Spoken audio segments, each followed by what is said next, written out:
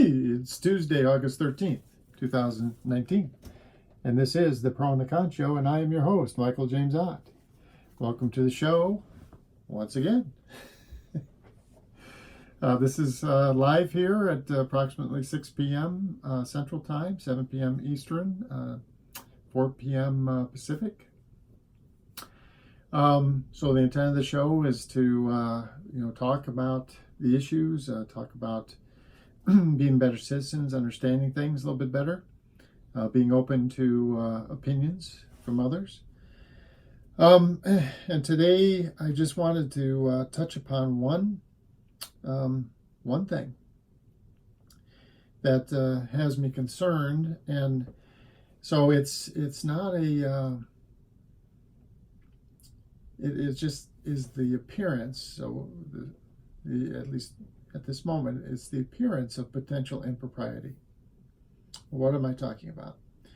Well, if you've been in this country for the last couple of years and understand that the president, Mr. Trump, did not do what presidents have traditionally done. It's not required by the Constitution, but traditionally they have divested themselves. They've set aside, they put into blind trust the various financial investments, business earning, businesses, whatever it is that they had when they won the election and were, before they were sworn in, they set aside these things and put them in normally like a blind trust kind of thing, or sold assets or whatever, so that there would not be the appearance of impropriety, the appearance that they would be manipulating the office of the president for their own benefit, their own financial gain, at least while they're in office. And the reason why you do that is because you want people to have faith in you as the executive. That you're your own branch of government. You're a single person, and because of that, the office of president, you have a considerable amount of singular actions that you can take, and they can have pretty pronounced effect. So, for example, of late, I don't think this was true 30 or 40 or 50 years ago, but of late, the most recent presidents have been using so-called executive orders. And if they didn't get certain things that they thought they should out of Congress, if Congress didn't appropriate funds or something like that, then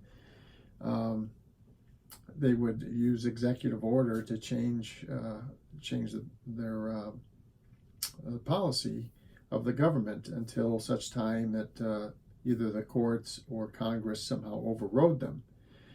Well, here's the problem with having a substantial financial portfolio and being president of the United States. So Mr. Trump did not divest his interests, and his separation from his businesses is the thinnest of veils, in that he isn't talking to his family who runs the business these days. But listen, what he's doing, what Mr. Trump is doing with these tariff announcements, this could easily, very, very, very, very, very easily be a stock market manipulation by a singularly greedy person, if that were Mr. Trump. Now, we know that actually Mr. Trump is a singularly greedy person. The question is, would he defy law and ethics and actually use his office to promote himself and to for his own financial gain?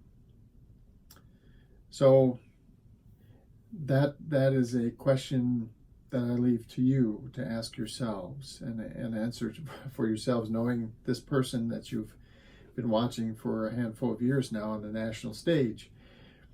But, and how could these tariffs be manipulated? Well, here just this week, Mr. Trump announces, and he's a singular person. He can do this, apparently. I don't know why the President of the United States has this power to assign tariffs. It seems like something that Congress would be doing, or maybe Congress working in unison with the President. But anyway, apparently, the President of the United States can effectively order tariffs on foreign goods. Well, because of the ramifications of tariffs on the selling price to consumers, this is a clear way to manipulate which companies and associated stocks would see benefit or detriment from a particular tariff action.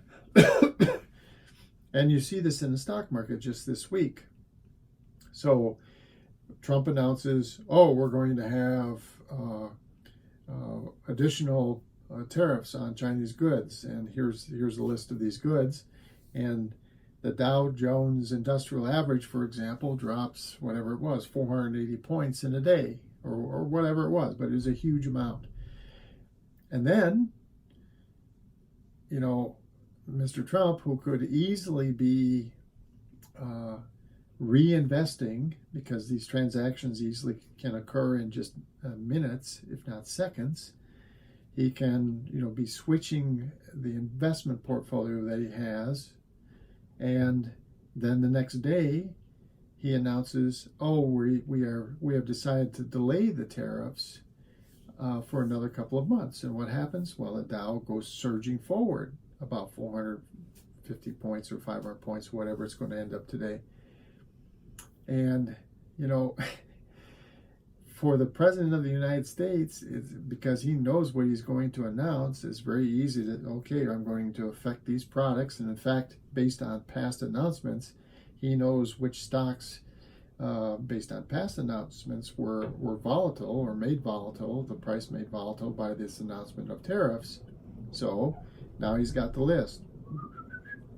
And now on Monday he announces additional tariffs, and whoop, stocks go plummeting downward. And then on Tuesday announces, those tariffs are going to get delayed, giving the market the hope that they will never be implemented, and whoop, up the prices go. And all you got to be doing is positioning yourself accordingly with stocks that are going to react, and you just position yourself accordingly and buy and sell when it makes sense as you're manipulating the tariff regime. And a single person happens to be a billionaire. How many billions has always been in question, but I don't think anyone questions that he is a billionaire. You wonder whether a billionaire would actually use any means possible to manipulate and make himself some money easily, by the way. And God only knows how much. So it will be, to me, it'll be very interesting to see how history looks back on the Trump administration. And again, it's just conjecture, and you can say, well, that's unfair. Well, the thing that, to me, that's unfair, and the thing that we should not have, is the appearance of impropriety is nearly as bad as the impropriety itself. Whenever you lose trust in these servants, government servants that are supposedly serving you, whenever you lose trust that is exactly what they're doing, whenever you think that it's possible that they are manipulating systems to their benefit and your detriment, well, that's wrong. And it's unfair. And it's the situation we're in. All right. So for Tuesday, August 13th, 2019, this is Michael James Ott and the Pro and Con Show. And again, until the next show, bye for now.